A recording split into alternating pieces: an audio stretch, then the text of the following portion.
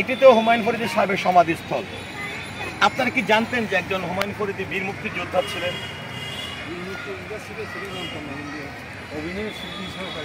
মানে আপনারা জানতেন যে তিনি একজন অভিনেতা ছিলেন, এবং বিশেষ করে আন্টি যেটা হচ্ছে যে তিনি কিন্তু ভিলেন চরিত্রে অভিনয় করতেন এবং জনপ্রিয় অভিনেতা ছিল। তো উনি কিন্তু পৃথিবীর মাঝে ত্যাগ করে চলে গেছেন প্রায় 12 বছর হয়, মানে এক যুগ অতিক্রম করেছে।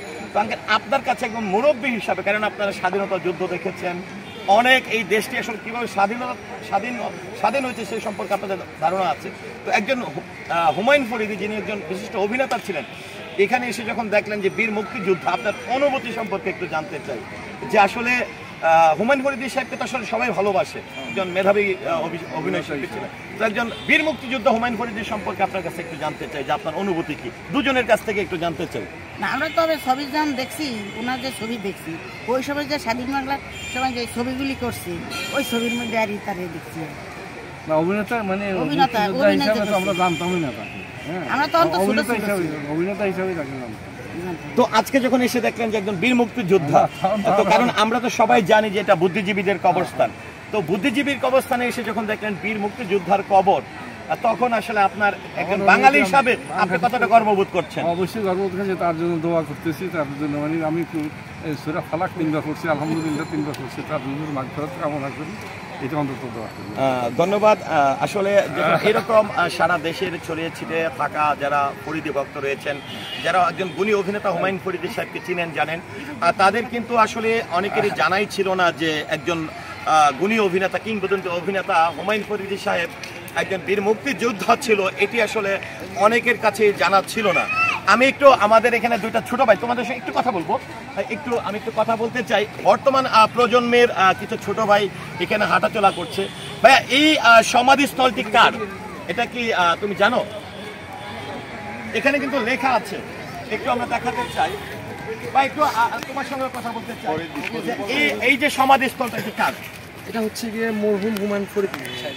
হুমায়ুন ফরিদী সাহেবটিকে উনি হচ্ছেন আমাদের বাংলাদেশের বিশেষ মানে চলচ্চিত্র অভিনেতা। তো তোমরা এখন তো আসলে তখন তার তোমাদের হলে এই বয়স নেই যে তোমরা যখন আসলে হলের ব্যবস্থা ছিল, ছবি দেখার সুযোগ ছিল, সেই সময়টা আসলে তোমরা পাওনি যেটা আমরা পেয়েছি।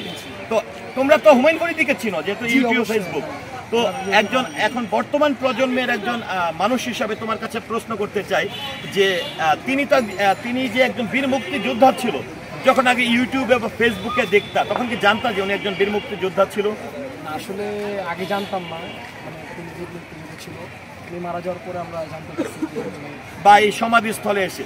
একটু আমি তোমার অনুভূতি জানতে চাই যে একজন হুমায়ুন ফরিদী, যাকে তুমি অভিনেতা জানতা কিন্তু তিনি একজন বীর মুক্তিযোদ্ধা, তোমার অনুভূতি কি? এবং সারা দেশের হুমায়ুন ফরিদী সাহেবের যারা ভক্ত রয়েছে তাদের, কারণ তোমরা নিয়মিত এখানে খেলাধুলা করো, তোমার বাসা মিরপুরে, এটা আমি বুঝতে পেরেছি, সেই ক্ষেত্রে তোমাদের মহল্লার পাশেই ঘুমিয়ে আছেন কিন্তু হুমায়ুন ফরিদী।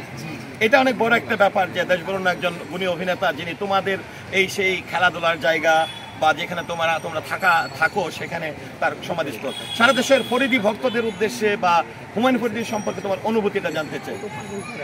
আমি সবসময় মতোই ওনার কিছু কিছু ছবি আছে, দেখতাম, অনেক ভালো লাগতো। আসলে উনি অনেক একজন প্রফেশনাল অভিনেতা। আর এখানে সবসময় প্রতি শুক্রবার কম বেশি আসি, ওনার কবরের সামনে আসি, দেখি। এখানে উনি ছাড়াও অন্যান্য অনেক চলচ্চিত্র শিল্পী আছে, কবর আছে, এখানে আসি।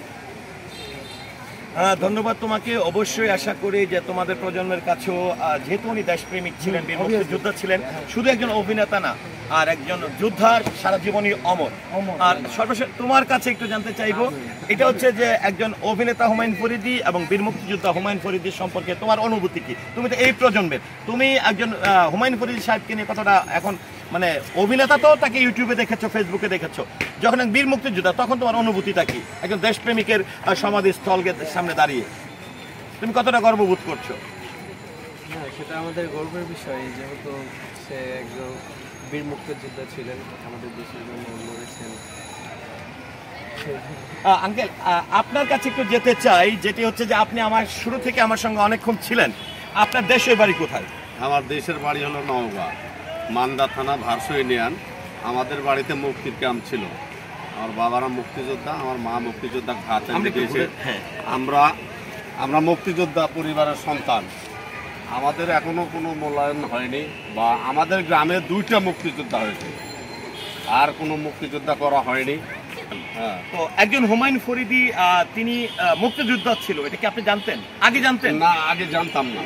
আমি এখানে মাঝে সাঝে আসতাম, মিরপুরে বুদ্ধিজীবী কবরস্থানে এসে দেখতাম হামিদুর সাহেব বীর মুক্তিযোদ্ধা, মতিউর সাহেব, এই হুমায়ুন ফরিদী সাহেব বীর মুক্তিযোদ্ধা, তাদেরকে আমি স্যালুট জানাই, বা আমি তাদের দোয়া করার জন্য আসি বা দেখার জন্য আসি। যে আপনি একজন অভিনেতা হুমায়ুন ফরিদী এবং বীর মুক্তিযোদ্ধা হুমায়ুন ফরিদী, ওনার সম্পর্কে আপনার অনুভূতি? ওর 52 সালে ভাষা সময় জন্ম, তাকে আমরা স্যালুট করি, বা তাই মুক্তিযোদ্ধা, আমরাও মুক্তিযোদ্ধা, তাই অভিনেতা হিসাবে তাইও ভালো। তার ছবি দেখি আমি, তাকে খুব ভালো লাগে, তাকে আমি শ্রদ্ধা করি। তা গোটা বাংলাদেশের সবাইকে বলবো মুক্তিযোদ্ধাকে স্যালুট দেওয়ার জন্য, বা এই প্রজন্মকে বলবো আমরা তাকে যেন। ধন্যবাদ আপনাকে। ভিউয়ার্স, যেটি হচ্ছে যে যেহেতু আমাদের এই বীর মুক্তিযোদ্ধা গুণী অভিনেতা হুমায়ুন ফরিদী সাহেবকে হারানোর মাস, আমরা তাকে হারিয়েছি 13ই ফেব্রুয়ারি 2012 সালে, অর্থাৎ 1 যুগ অতিক্রম করেছেন। তবে সারা এই বর্তমান প্রজন্ম বা আগের প্রজন্মের অনেকেই যারাই দেখছেন যে এটি হুমায়ুন ফরিদীর সমাধিস্থল, সবাই এক নজর দাঁড়িয়ে, অনেকে নীরব থেকে, অনেকে দোয়া করে তার জন্য প্রার্থনা করছেন মহান সৃষ্টিকর্তার কাছে। আমিও সর্বশেষ যারা এখানে ঘুরতে আসেন, যারা হুমায়ুন ফরিদী সাহেবের প্রতি শ্রদ্ধা জানাতে আসেন, কিংবা সারা দেশের যারা একজন হুমায়ুন ফরিদী সাহেবের ভক্ত রয়েছেন, সকলের প্রতি শ্রদ্ধা জ্ঞাপন করছি এবং তার জন্য দোয়া প্রার্থনা করছি।